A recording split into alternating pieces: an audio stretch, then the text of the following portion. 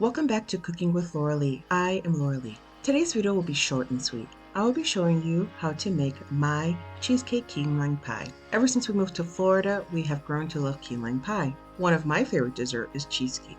So I decided to blend the two together, and this is what I came up with. Make my dessert, and you will experience a sweet tart decadent dessert that will be sure to transport you to Florida.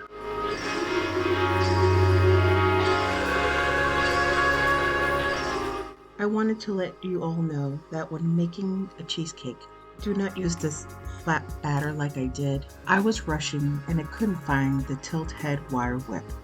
And so once I did find it, I used it, but you can see that the consistency was not as creamy as I wanted it to be, and that did show even after I baked it. The tastes were just great and impeccable. However, the texture of the creaminess was not there. So be sure that when you make this recipe that you use the tilt head wire whip, because your cheesecake will come out so smooth. If you want to see how my cheesecake usually come out, go ahead and check out my cherry cheesecake recipe. I'll link it below.